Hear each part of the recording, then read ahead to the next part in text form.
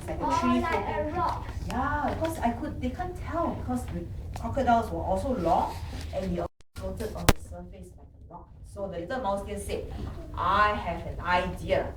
So very bravely, the little mouse deer went to the edge of the river and he shouted as loud as he could.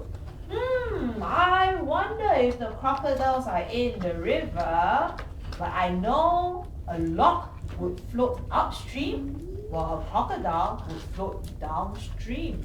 So to float upstream, so normally a log would float downstream because the river would push the log down.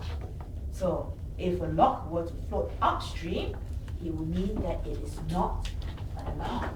But the crocodile was a very silly crocodile. When he heard the mouse deer say that logs would float upstream, he immediately pretended to be a log and started to swim up against the river. And when the mouse deer saw what happened, immediately he knew that that was not a log, that was a crocodile. And he said, oh, I knew it, that was a crocodile. It's dangerous to go into the river right now. And the crocodile was very angry. Wow, you discovered my secret. So that whole day the animals were safe because they could tell what was a crocodile and what was a log. But the next day, the animals were thirsty again. So again, they ventured near the river. So this time, the little mouse deer was not careful. He ventured too close and suddenly, what happened? The crocodile managed to bite one of his very small legs. Yeah. But the little mouse deer was very smart.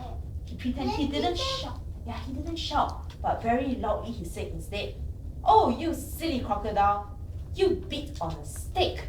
My leg is here instead. And he waved the stick. And the silly crocodile really thought that he had bitten a stick. And so he released his bite on the mouse deer's leg and bit the stick instead.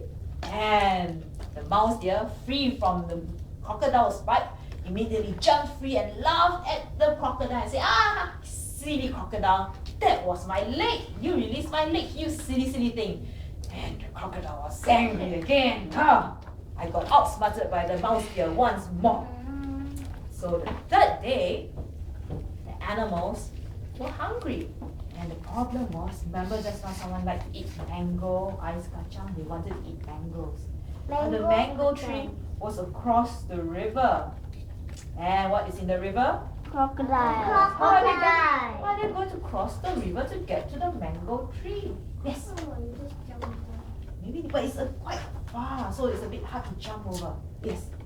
They will jump. Think they will jump?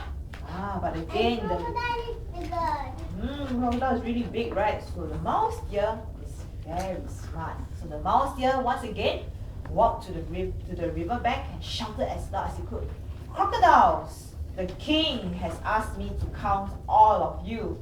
I need all of you to line up, head to tail, across the river, and I shall count and report back to the king. So the crocodiles were scared of the king, and so of course all of them surfaced and started to line up, head to tail. That's right, and there were so many crocodiles that they spanned across the entire river. And the clever mouse deer said, okay, I shall now start to count. So for every crocodile that he jumped on, he counted 1, 2, 3, 4, 5, 6. And he deliberately did not count some. So by the time he crossed to the other side of the river, he said, oh, there are 7 crocodiles all together in the river. And the crocodile king said, no, there's more than 7 crocodiles in the river.